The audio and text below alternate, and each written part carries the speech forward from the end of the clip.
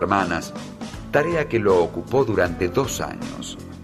En 1927 conoció al filósofo Moritz Schlick y a través de él a Rudolf Carnap y Friedrich Waismann. Se reunió periódicamente con ellos y comenzó nuevamente a discutir problemas filosóficos. En estas discusiones, Wittgenstein sintió una creciente insatisfacción con las doctrinas del Tractatus que tanto maravillaban a sus amigos. Decidió que su trabajo no estaba terminado. En 1929 regresó a Cambridge y obtuvo el doctorado en filosofía. Dio una importante disertación conocida como Conferencia sobre Ética y comenzó a dictar clases reducidas que pronto se hicieron famosas. Comenzó a circular el rumor de que Wittgenstein estaba desarrollando una filosofía radicalmente diferente de la del Tractatus. En 1937, al producirse la anexión de Austria por Alemania, Wittgenstein adoptó la ciudadanía británica.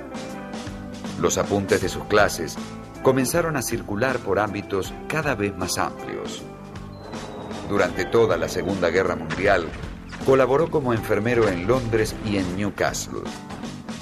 En 1947, renunció a su cátedra en Cambridge y se estableció en Irlanda, donde falleció, víctima de cáncer, 4 años después. Entre su obra póstuma, se destaca su libro Investigaciones filosóficas. Allí critica la concepción del lenguaje privado que había defendido en el Tractatus. En esta crítica se produce una importante profundización de la comprensión del lenguaje. Wittgenstein plantea que el lenguaje no solo representa los hechos del mundo, sino que también sirve para pedir, orar, preguntar o llamar. No puede reducirse, pues, el fenómeno lingüístico a la función descriptiva o informativa. Y cuando se analiza el lenguaje en todas sus manifestaciones, se deja ver que se trata de una relación interpersonal. Estudiar un lenguaje o un uso de un lenguaje es estudiar una forma de vida social. Y en ella nos relacionamos mediante diferentes juegos. Alcanzar una comprensión adecuada del lenguaje no significa más que comprender los diversos juegos de lenguaje en que nos vemos involucrados. En el Tractatus, Wittgenstein había entendido a la filosofía como una terapéutica.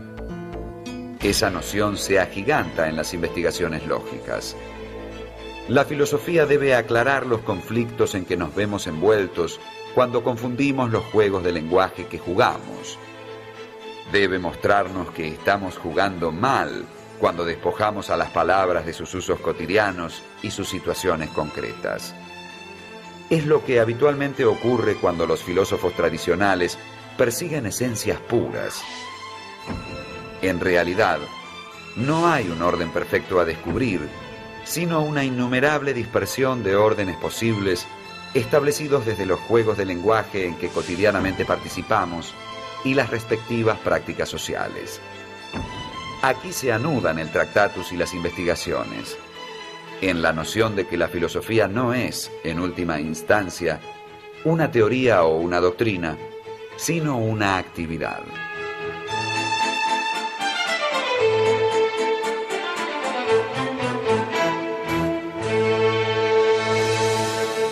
Wittgenstein no publicó en su vida más que el Tractatus. Las otras obras que han ido apareciendo, las investigaciones filosóficas, los cuadernos azul y marrón, en fin, todas las otras obras son obras apuntes de sus oyentes, que tomaron durante sus clases, apuntes que él hacía para ayudarse al dar sus charlas, alguna conferencia, en fin, textos, digamos, más o menos debidos a su pluma, aunque a veces no directamente, desde luego que él no vio nunca editados. En su primer momento el impacto de la personalidad de Wittgenstein, el hecho de que tenía un grupo de adoradores que le seguían verdaderamente como si fuera, pues eso, no un filósofo, sino un gurú, sino un personaje místico, esa influencia fue extraordinaria.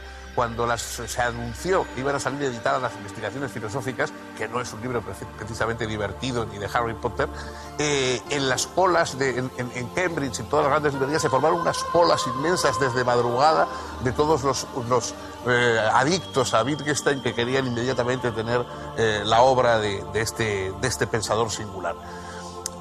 Su influencia en un primer momento fue absoluta, es decir, toda la filosofía anglosajona, mientras que en Europa continental, me refiero, fue visto con bastante distancia, con rechazo, en fin, fue ignorado en buena medida. En cambio, en el mundo anglosajón, tanto en Inglaterra como más tarde en Estados Unidos, tuvo un impacto extraordinario, es decir, la filosofía analítica, la filosofía que se plantea como un disolver problemas. O sea, la filosofía no tiene ningún mensaje, dice Wittgenstein, no tiene ningún mensaje especial, no tiene ningún conocimiento especial. Lo que hace es resolver problemas del lenguaje. La mayoría de los problemas filosóficos son nudos que se nos forman en el lenguaje y que no logramos desatar.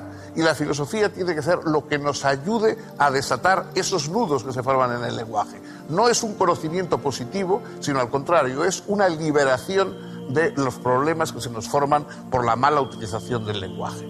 Esta fue su doctrina, ha tenido un gran impacto, quizá hoy está en cierta baja respecto a antes, pero nos queda, por supuesto, aparte de su pensamiento y de su vida, la figura misma de Wittgenstein, que recogen libros como, por ejemplo, algunas novelas de Thomas Bernhard, que también era austríaco, escribió pues, El sobrino de Wittgenstein, y algunas otras obras que le representan o representan a personajes semejantes y que muestran ese impacto que tuvo en todos los que le conocieron, en todos sus contemporáneos.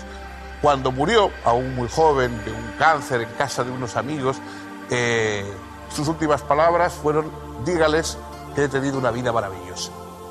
Quizá debamos creer. Bueno, con esto concluimos hoy. El próximo día, sí, con su compañía, por supuesto, seguiremos con otro filósofo y otra perspectiva intelectual.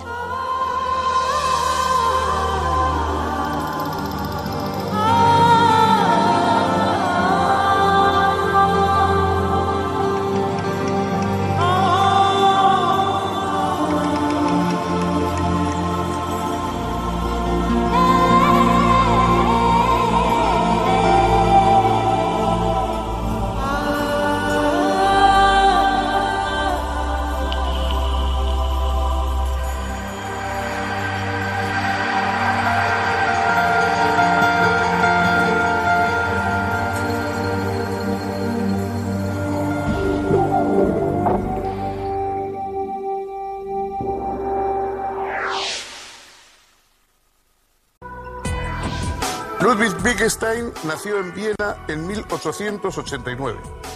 Por lo menos 3 distintas corrientes filosóficas contemporáneas tienen su origen en su pensamiento. Él, sin embargo, no se identificó con ninguna de ellas. A lo largo de su vida desarrolló 2 diferentes filosofías, la segunda de ellas radicalmente crítica respecto a la primera. A pesar de su intensa actividad intelectual, publicó solo un libro escrito en circunstancias extraordinarias. Lo redactó en alemán, pero le puso un título latino: Tractatus Logico-Philosophicus.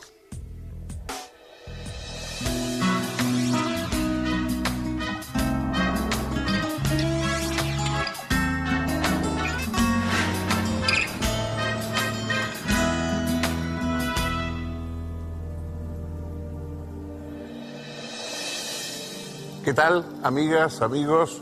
Bienvenidos. Hoy vamos a hablar de un filósofo, de uno de los, sin duda, de los más influyentes, de los 2, 3 más influyentes de todo el siglo XX, que a la vez fue una persona singular, un personaje de novela, realmente, y en el sentido literal, puesto que ha habido autores que han tomado a Ludwig Wittgenstein como protagonista de historias, de novelas. Realmente fue un personaje fascinante, como suele decirse. Nació en una gran familia austríaca, de personas de mucho dinero, además de abolengo, y inmediatamente él se dedicó a la ingeniería, a la ingeniería aeronáutica, además, que era lo que le interesaba, y en principio pareció que no tenía absolutamente nada que ver con la filosofía.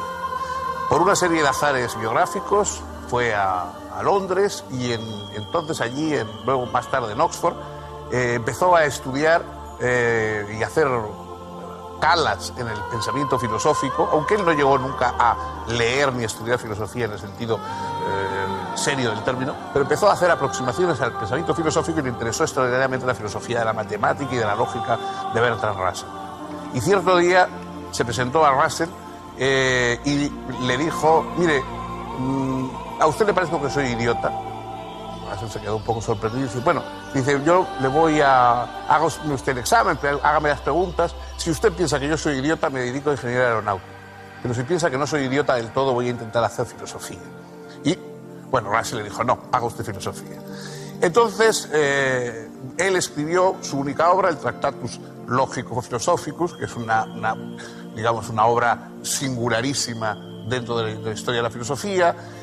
Practicó y fue una especie de medio profesor, medio gurú allí en Inglaterra, después de haber participado en la guerra mundial en Europa, y llevó una vida totalmente al margen de las convenciones académicas. Él era un hombre extraño, callado, melancólico, de extraordinaria belleza física, con una homosexualidad que nunca logró asumir de manera explícita, y creó un influjo, tuvo una influencia extraordinaria en todo el que lo conoció. Todos los que lo conocieron dicen que, bueno, que leer sus libros, leer su obra no era nada, que el asunto era conocerle a él, estar en contacto con él. Un personaje carismático, una obra sumamente singular, no fácil, pero enormemente influyente en el pensamiento anglosajón y, bueno, yo creo que el pensamiento europeo y americano del siglo pasado. Si continúan con nosotros, vamos a ver la vida, la obra, el pensamiento de Ludwig Wittgenstein.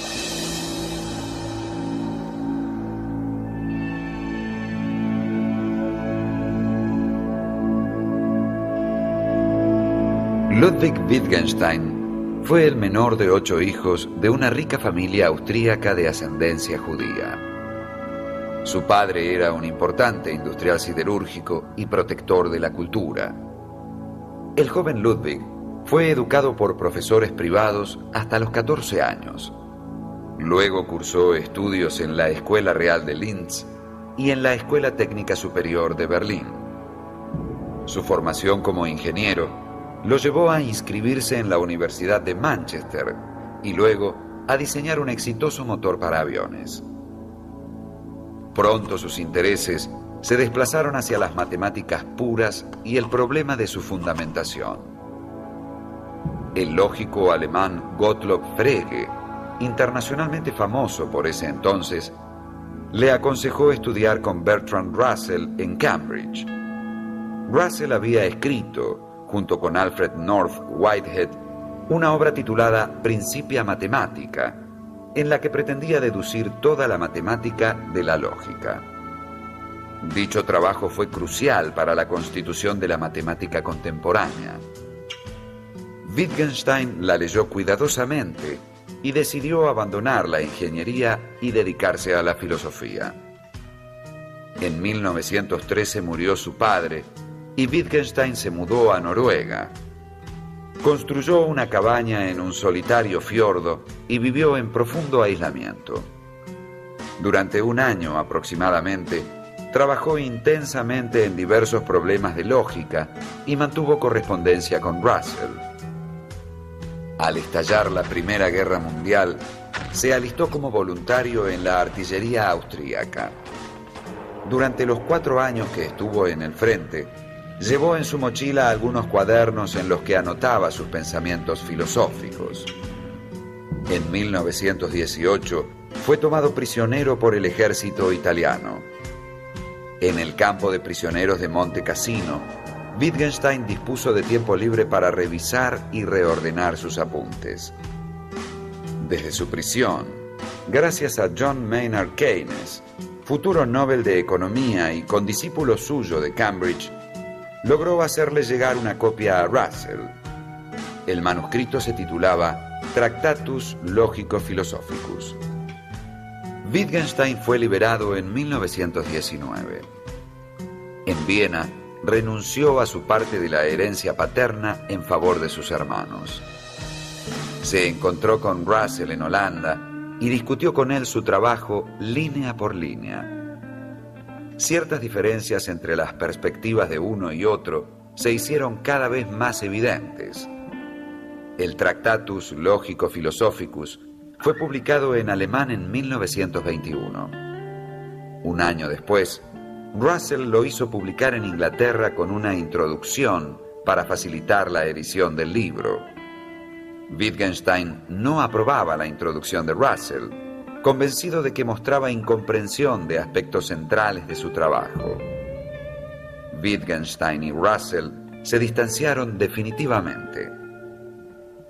El Tractatus no está dividido en capítulos, sino en una serie de enunciados, algunos de ellos brevísimos, ordenados numéricamente según su importancia. Este ordenamiento gira alrededor de 7 tesis. La primera afirma que el mundo es todo lo que sucede. La segunda tesis introduce la noción de hecho atómico y lo define como combinación de entidades. De tal modo, una cosa cualquiera solo puede ser pensada a partir de los hechos atómicos en que puede entrar. Puedo pensar esta silla, por ejemplo, solo a partir de los hechos en que ella puede aparecer, como el que alguien se siente en ella, o se pare en ella, o que se le ponga junto a una mesa, o cerca de una puerta, etc. Así, no podemos pensar ningún objeto fuera de la posibilidad de su conexión con otros. La tercera tesis define el pensamiento como figura lógica de los hechos.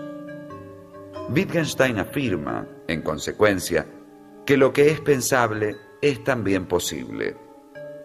La cuarta tesis enfatiza la relación entre pensamiento y lenguaje.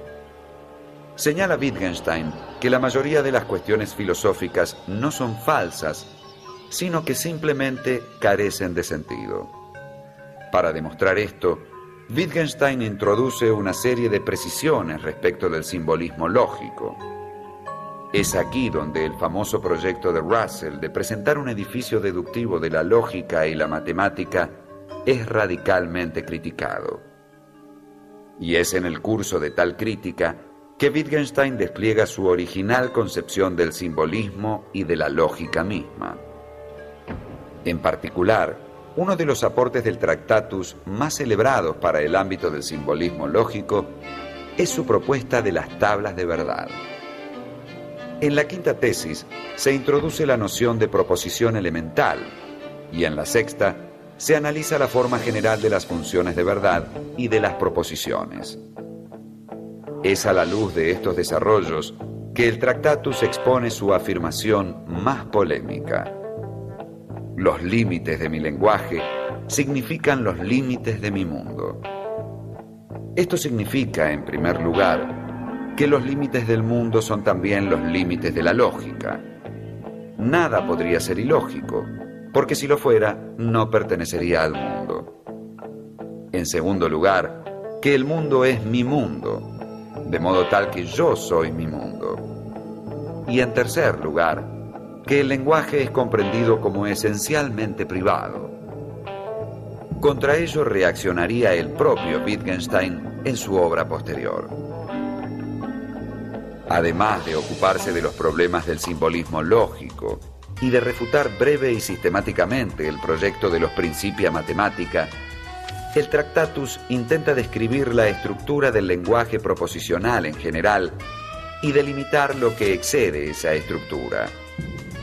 Ese exceso es lo que Wittgenstein llama lo inexpresable o lo místico. Finalmente, la última tesis del Tractatus, de lo que no se puede hablar, mejor es callarse, es quizás la más famosa. Fue entendida como una crítica al discurso metafísico, pero también podía interpretarse como un llamamiento a cierto tipo de silencio místico y a una renovada humildad del discurso humano. El propio Wittgenstein declaró en el prólogo que lo más importante de su obra no era lo que decía, sino precisamente lo que callaba.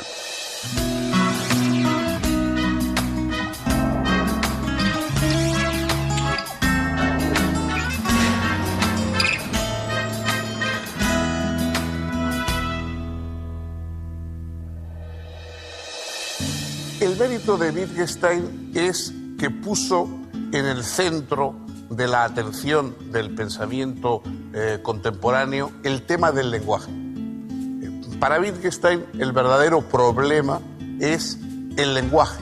Los lenguajes que nosotros manejamos de una manera más bien espontánea y reflexiva y que da lugar a todo tipo de trampas, de equívocos, de paradojas. ¿Hay la posibilidad de hacer un lenguaje que realmente sea una verdadera descripción del mundo tal como es? Un lenguaje purificado de alguna forma de todas esas ambigüedades que lo constituyen habitualmente. El Tractatus es un esfuerzo por una teoría del lenguaje. Intenta ser una teoría del lenguaje y a través del lenguaje una teoría del mundo. Cada uno tenemos un mundo y el mundo es eso que nos viene a través de nuestro lenguaje. Las proposiciones del lenguaje representan de alguna forma el mundo que existe, incluso pictóricamente. Hay toda una aproximación pictórica, digamos, de que la propia disposición de las palabras en una frase, en una proposición, están representando el mundo en el que nos movemos. Todo el esfuerzo de Wittgenstein es por analizar y por buscar la entraña en la cual el lenguaje se relaciona con el mundo. Está, digamos, tapada por la cantidad de los diversos lenguajes que utilizamos, por sus caprichos sintácticos y semánticos, pero ¿cuál es el núcleo central? El núcleo central en el cual el lenguaje logra convertirse en reflejo del mundo. ¿Y hasta qué punto ese mundo nos llega exclusivamente a través del reflejo de esa esencia, digamos, del lenguaje? La obra, el Tractatus, está escrito de una manera curiosa, está escrito en pequeños parágrafos numerados que dan una impresión de una obra que parece más bien un manual técnico de instrucciones de algún aparato o algo por el estilo, y ese aparato efectivamente es el lenguaje, y también con frases que tienden de vez en cuando a lo críptico y casi a lo místico, ¿no? Todo el pensamiento, dice Wittgenstein, todo lo que expone en ese pequeño libro, que es un libro muy pequeño, bueno, pues cabe al final en una proposición. Es como una escalera por la cual subimos y una vez que hemos llegado a donde queríamos, es decir, a comprender lo que queríamos, olvidamos la escalera, tiramos la escalera y la dejamos, porque lo que cuenta es haber llegado a ese estadio de mayor lucidez. Ese pequeño Tractatus fue presentado como una especie de tesis doctoral, por decirlo de algún modo, apadrinada por el propio Bertrand Russell, que le escribió un prólogo, y por George Moore. Hubo un debate de lo más animado, porque Wittgenstein no era precisamente muy respetuoso con sus mayores y discutía con ellos como, en fin, si hubieran sido gente de la calle. Y finalmente, cuando ya Russell y Moore pues, le otorgaron el reconocimiento académico que había buscado, él salió pasando el brazo confiadamente por encima de los hombros de cada uno de ellos y diciendo: nunca entenderán ustedes nada.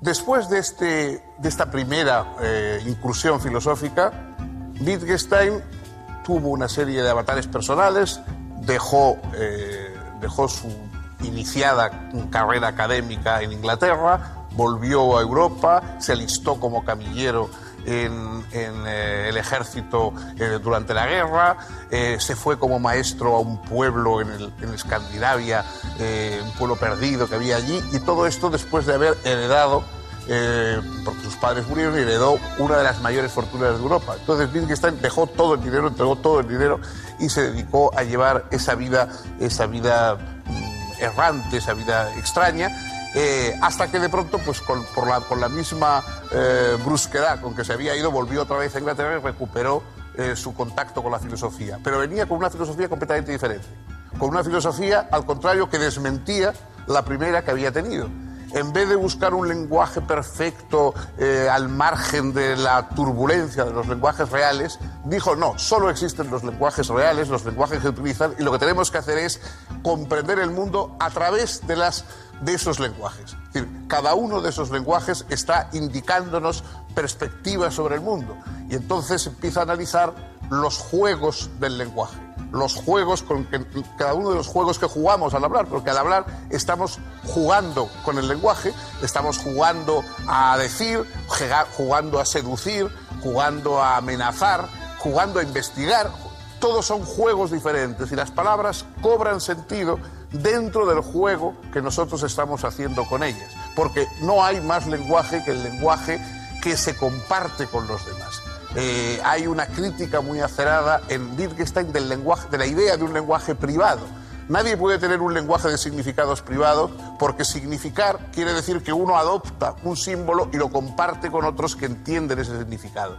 Esta segunda filosofía, de alguna forma, es lo contrario, desmiente la filosofía del anterior, pero también, por otra parte, la prolonga y la complementa. En la primera filosofía de Wittgenstein fue aceptada por los neopositivistas, por la Escuela de Viena, por los Maurice Lick, Carnap, etcétera, que le consideraron un avance importante. Esta segunda dio lugar a toda una corriente, lo que se llama la filosofía analítica, la escuela de Cambridge, y toda una gran corriente de filosofía anglosajona que prácticamente ha llegado hasta nuestros días.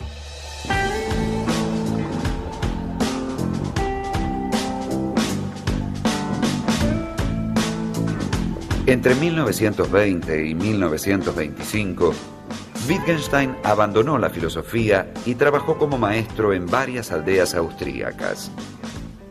En 1926, ingresó como jardinero en un monasterio cerca de Viena. También se dedicó a diseñar